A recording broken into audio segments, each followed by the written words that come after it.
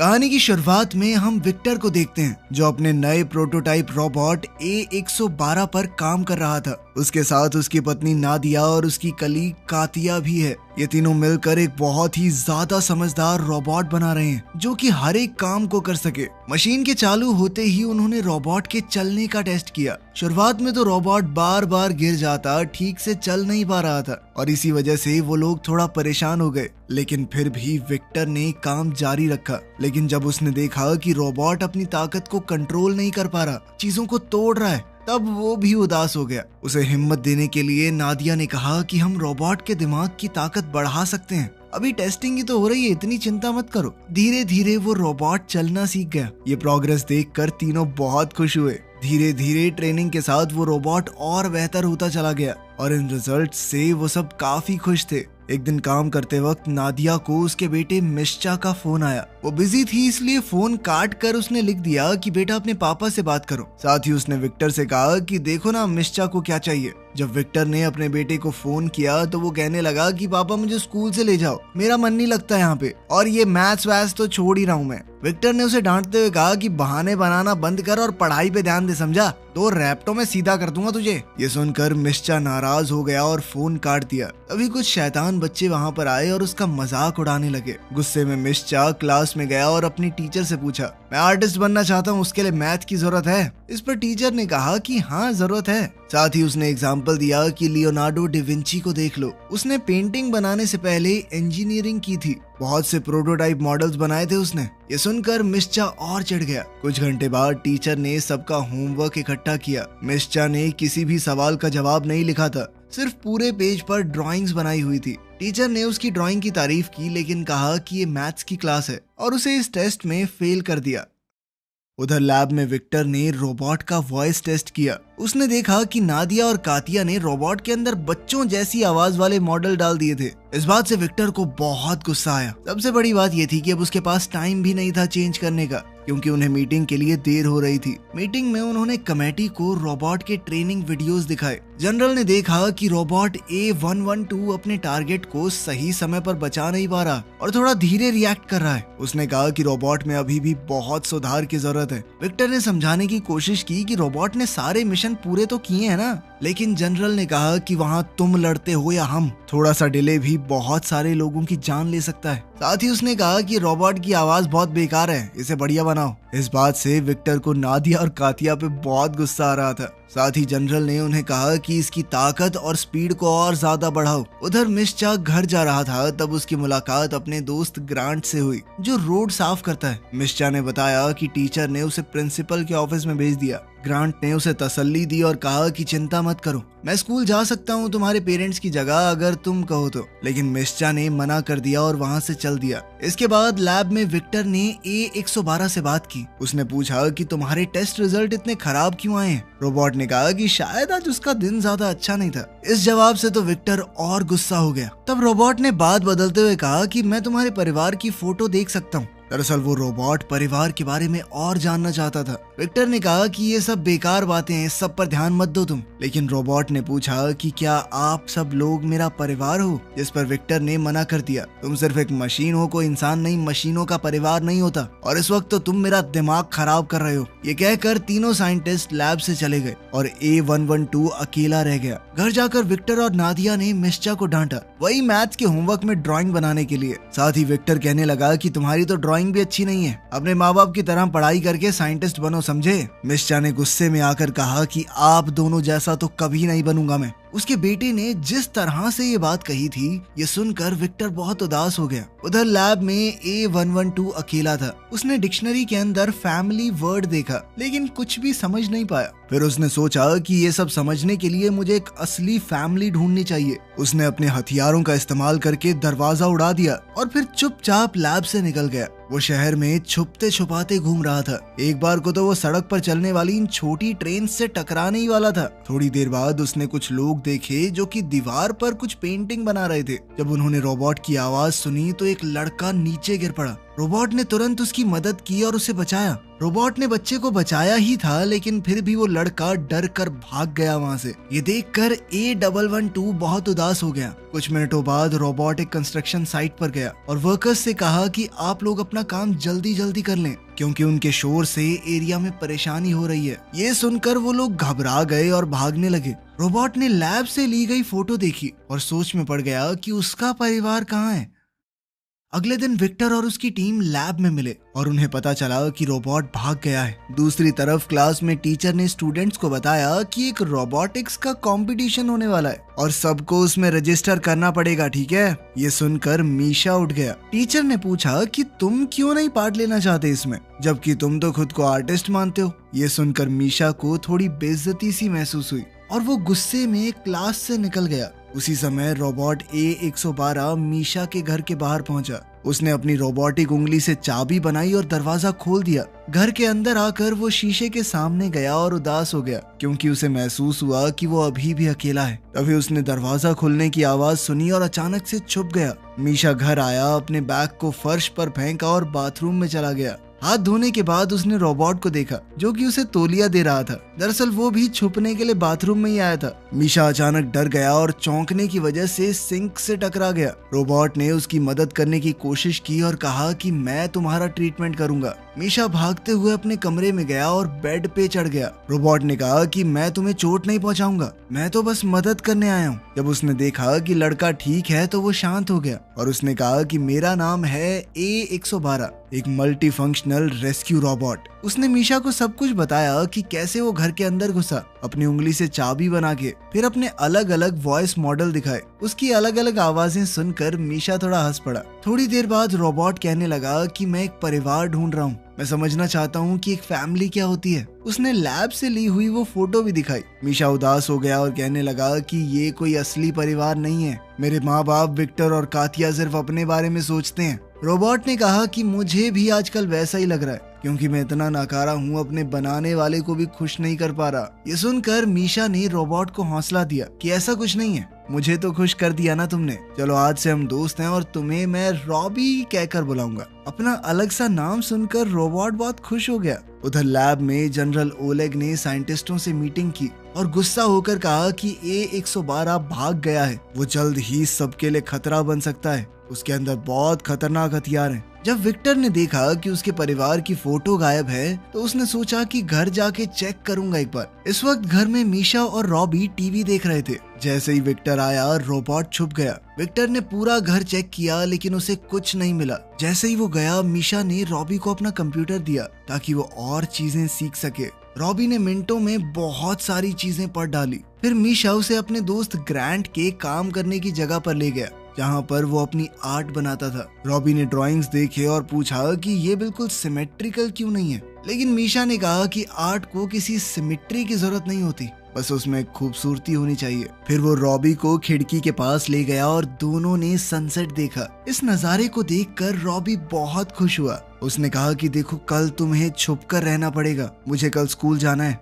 अब Robbie workshop में अकेला रह गया और मीशा ने उसे एक पेन दे दिया ताकि वो ड्राइंग कर सके। दूसरी तरफ जनरल ओलेग के लोग उसे बता रहे थे कि हम एक बहुत बड़े हिस्से में ढूंढ चुके हैं शहर के, हमें वो रोबोट कहीं नहीं मिला। उसने अपने फौजियों को ऑर्डर दिया कि लैब के आसपास सिक्योरिटी बढ़ा दो और शहर के लोगों को जल्द से जल्द अलर्ट भेजा जाए कि अगर कोई रोबोट दिखे तो रिपोर्ट करना। कुछ घंटे बाद अपने घर पर विक्टर, नादिया और मीशा डिनर कर रहे थे। नादिया ने देखा कि विक्टर काफी उदास है और पूछा कि क्या हुआ। विक्टर ने जवाब दिया कि आज बॉस ने बोला कि लैब शायद बंद होने वाली है, जिस पर मीशा ने पूछा क्यों। तो विक्टर ने बताया कि हमारा एक रोबोट है A112, वो गायब हो गया है। अगर जल्द से जल्द उसे पकड़कर खत्म नहीं किया गया तो सबकी नौकरी चली जाएगी। ये सुनकर मीशा एकदम चुप हो गया। अगले दिन स्कूल में क्लास का एक लड़का एंटोन अपने रिमोट कंट्रोल रोबोट को चलाकर टीचर को परेशान कर रहा था। जब टीचर गुस्सा हुई तो उसने रिमोट मीशा की तरफ फेंक दिया और अब टीचर को लग रहा था कि मीशा ने ऐसा किया है, जिसके बाद उसे बिना किसी सवाल जवाब के क्लास से बाहर निकाल दिया गया।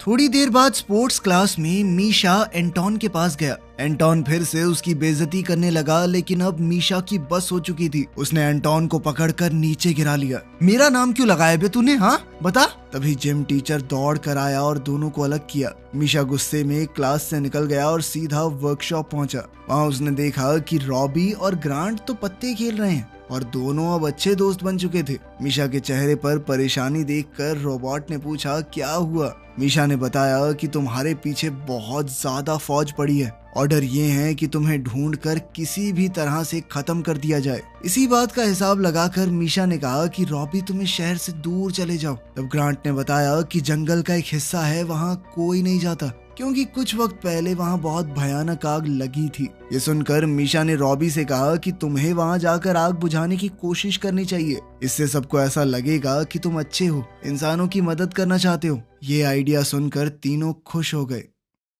तभी कुछ पुलिस वालों ने वर्कशॉप का दरवाजा खटखटाया और कहा कि तुरंत दरवाजा खोलो। ग्रांट ने जानबूझकर थोड़ा समय निकालने के लिए कहा कि मैं अभी थोड़ा बिजी हूँ। जल्दी ही मीशा और रॉबी टेरेस पर भाग गए। बचने के लिए रॉबी ने मीशा को अपनी पीठ पर बैठाया और अपने जेट की मदद से दोनों बिल्डिंग्स के ऊपर से उड़ गया। पुलिस ने हेडक्वार्टर्स को एक रिपोर्ट भेजी कि A112 एक इंसान को अगवा करके लेके गया उनकी आंखों के सामने। हम उसका पीछा कर रहे हैं, जल्द ही सटीक लोकेशन का पता भी लगा लेंगे। इस सब के दौरान मीशा का फोन नीचे गिर गया। जब उन्होंने देखा कि पुलिस उन्हें घेरने वाली है तो रॉबी ने एक बड़ी जंप लगाई और वो दोनों पुलिस से बचकर निकल गए। न्यूज में A112 के भागने की खबर आ गई। ग्रांट का इंटरव्यू लिया गया और जर्नलिस्ट को ऐसा लग रहा था कि वो रोबोट का एक कैदी था, जैसे पुलिस ने उस रोबोट के चंगुल से छुड़ाया है, इसीलिए पुलिस वालों ने भी उसे गिरफ्तार नहीं किया। दूसरी ओर रॉबी और मीशा एक कंस्ट्रक्शन बिल्डिंग के बीच में बातचीत कर रहे हैं। मीशा ने कहा कि मुझे बहुत गुस्सा आ रहा है,